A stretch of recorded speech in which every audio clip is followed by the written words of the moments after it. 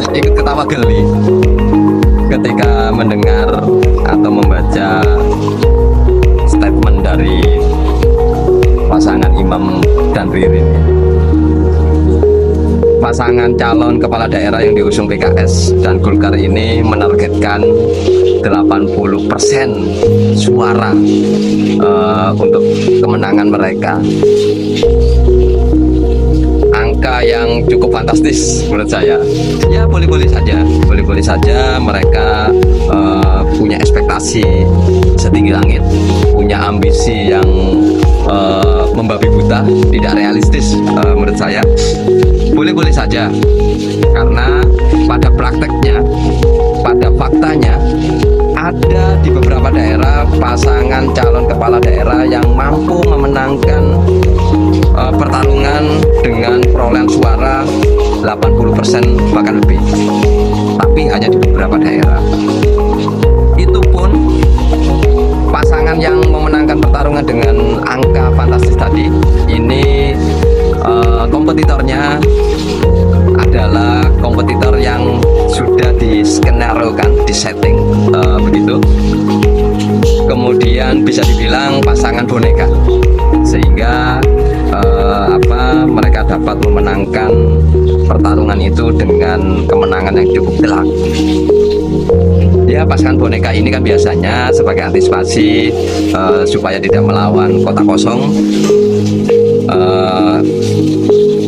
Kemudian ya kalau kota kosong menang itu bikin malu dan sebagainya, maka disiapkanlah calon atau pasangan boneka. Fakta itu atau realita itu tentu jauh berbeda dengan dinamika menjelang pilkada di kota Depok saat ini. Yang dihadapi Imam Ririn ini bukan pasangan calon kaleng-kaleng, yaitu Pak Sofyan Djuri dan Pak Chandra Ramansa. Ini tokoh yang punya kekuatan daya tarik tersendiri.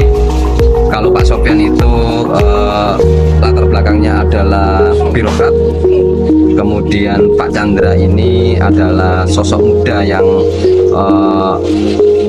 banyak pengalaman atau berkiprah dalam sebuah organisasi, kemudian punya kemampuan untuk pemberdayaan masyarakat. Dengan sosok Pak Chandra, dengan sosok Pak Sofyan Djuri dan Pak Chandra, ini tentu bukan hal mudah bagi Imam dan Ririn untuk mengalahkan mereka. Kalaupun mereka menang, ini pasti berkeringat, pasti banyak keringat yang dikeluarkan oleh mereka, artinya harus kerja keras.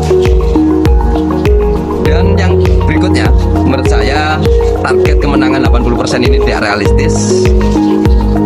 Dilihat dari fakta atau dinamika partai pengusung, partai pendukung atau partai koalisi yang mengusung masing-masing pasangan calon. Imam Ririn hanya didukung PKS dan Golkar. Kemudian Pak Sofyan Djuri dan Bang Chandra ini didukung oleh 6 partai besar, diantaranya Partai Kebangkitan Bangsa. Selain itu ada Gerindra, ada PDIP, ada Demokrat, ada P3, ada PAN. Kemarin baru bergabung, baru menyatakan atau declare akan ikut mengusung Pak Sofyan Djuri dan Bang Chandra. Ini adalah Nasdem.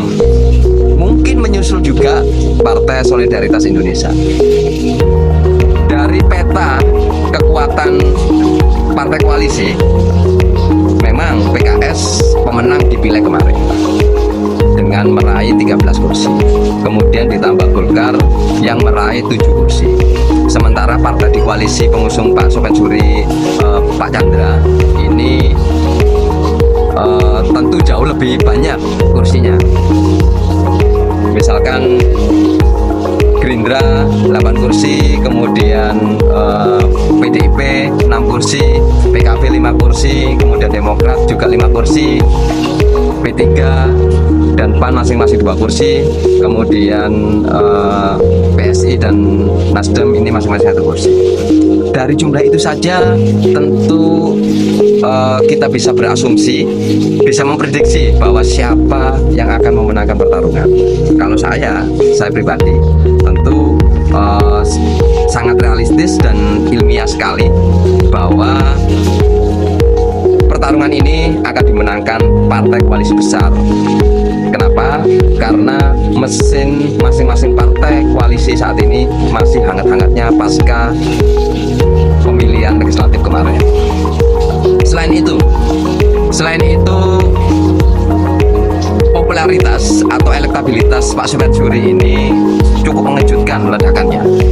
Kalau sebelumnya Pak Sufyan Djuri ini disurvei di beberapa lembaga survei itu tidak pernah beranjak dari di atas 10%. Akan tetapi survei terbaru, kalau nggak salah dari Visi Nusantara, itu menyebutkan bahwa elektabilitas Pak Sufyan Djuri ini sudah menembus 39,20%. Sementara Pak Imam yang sudah lebih dulu membranding akan mencalonkan sebagai wali kota Depok, ini kemudian angka surveinya elektabilitas Pak Imam stuck di angka 40,57%. Ini kan tipis.